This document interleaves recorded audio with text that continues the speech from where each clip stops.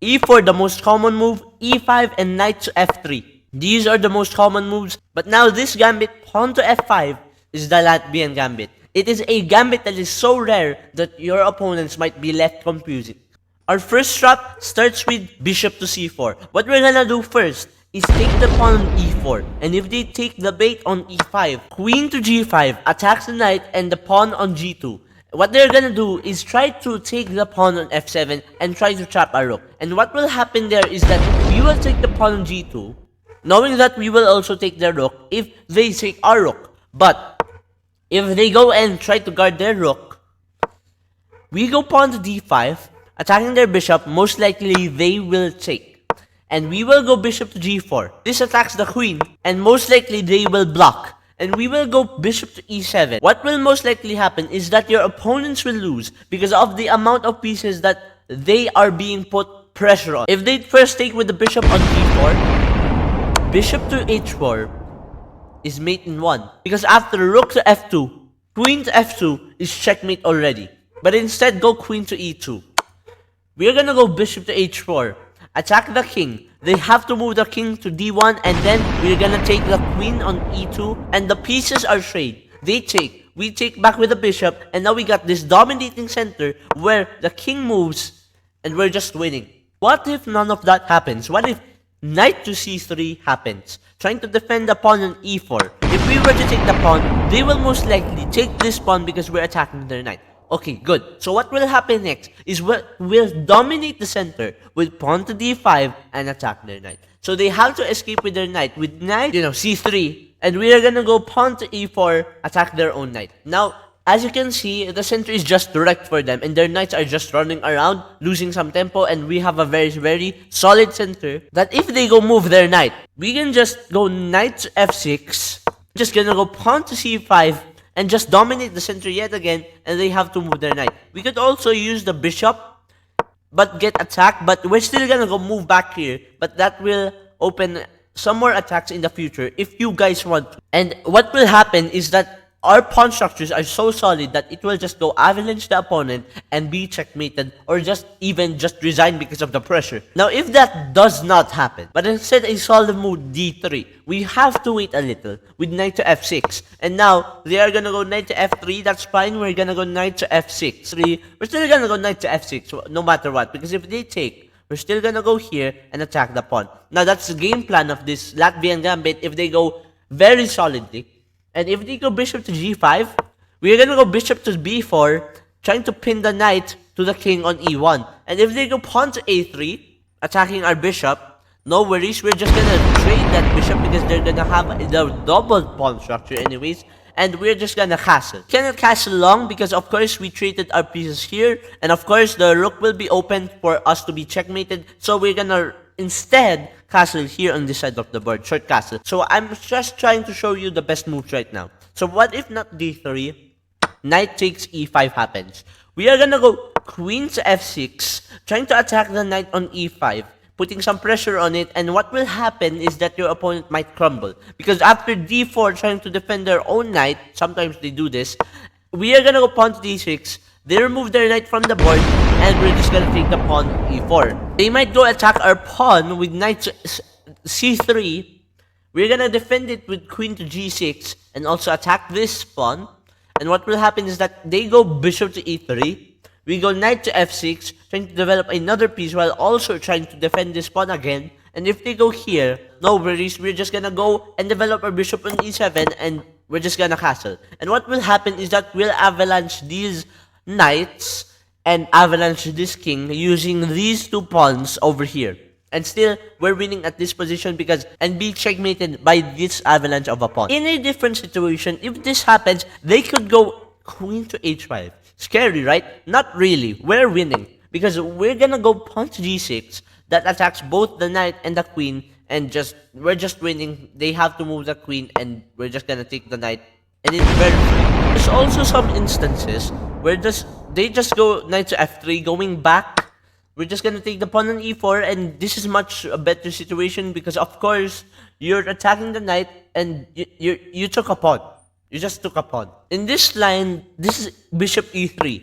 But what if queen to e2 happens? We're just gonna go knight to f6, and they are gonna go pawn to f3. We're just gonna go knight to c6, trying to pressure this side of the board a little bit. And if they go here, and now the difference is if they castle long, this avalanche of a pawn structure, we also have our knight, which is more powerful if they go queen to e2 at that line. So now what you're wondering is that what happens if they take with the e4 pawn? We're just gonna go move our pawn to e4, attacking their knight, and what will happen, they will move their knight. We're gonna go queen to f6 yet again to attack their knight. c3 is a good move over here, trying to defend the knight, and it is the most common move, according to leeches. Now, we're gonna go and attack their knight once more, and most likely, they will take the knight, because it is so much pressure that we can double their pawns, or it's going to be us to be double the pawns. So, if we double our pawns, not to worry, because if they go bishop to f4, bishop to f5, taking the pawn, because we opened earlier our pawn, is kind of an advantage. Now, if they go castle short, it's alright, because we're just gonna castle long. They go rook to e1, and now watch what happens. Bishop to c5, attacking their pawn early on the board. The Latvian Gambit is very aggressive in the middle game because it has opened so many lines. And so, your opponent is going to be trying to be aggressive back and try to shut you down on your pieces. But you see, none of that works in the middle game with the Latvian Gambit. That bishop to f2, it's possible because if they check, this takes, and now we have this discovered attack. Bishop to g4, taking the queen, just taking the queen after a discovered attack from the king, and they move. We just take the queen. There's also another trap in the Latvian Gambit where they go queen to h5, which is a mistake because we go pawn to g6. Doesn't matter if they take, we take back. They might go queen to d5, breaching in, but that's nothing because knight to e7 is just going to attack the queen and they will take the free pawn most likely. And what will happen is rook to h4, beautiful move, securing the queen and the knight. And just if they move this, you know, takes, and then we're just gonna win the game with more piece material. You can just go with the rook over here, and now you're just, you're just putting more pressure on the opponent, and so much pressure. Usually, Latvian Gambit, it's more on pressure than just trying to trap your opponent. The other thing that they can do is knight to e5. Not very threatening because we can go knight to f6. They go pawn to d4.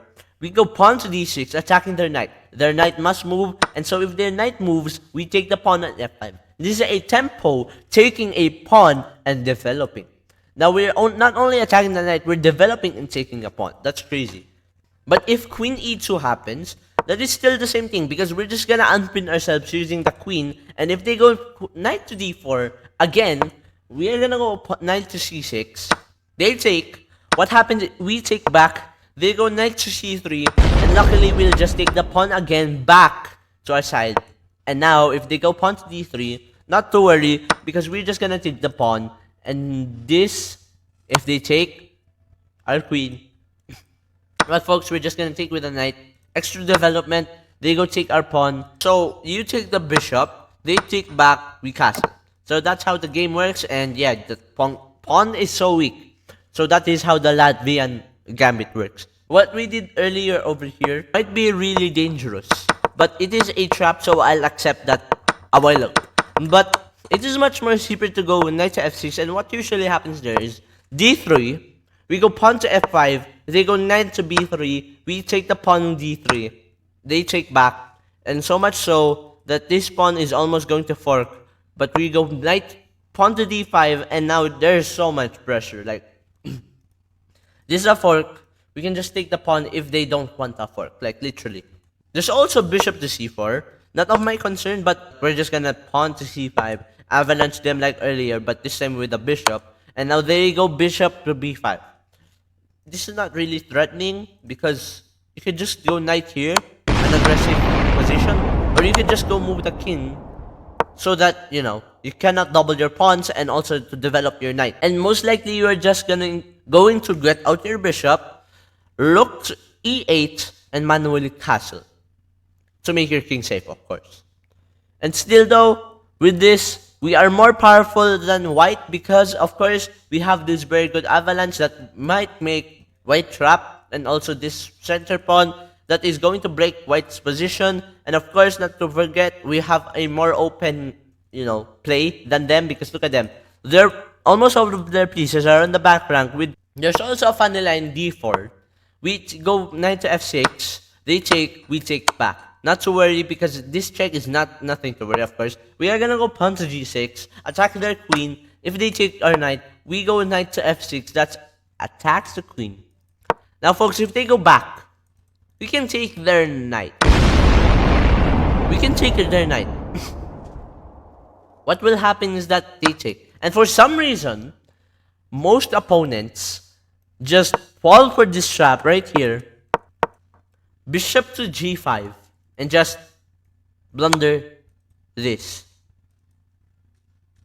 It might work. You can try, but I'm not forcing you. But like, it is kind of fun. And you're just going to win because of this knight right here. Most likely, this queen might be attacked later on in the board with this if it doesn't get traded. But it's gonna be alright from there, because the Latvian Gambit focuses on just pressuring your opponent and just waiting for your opponent to just break because of the pressure.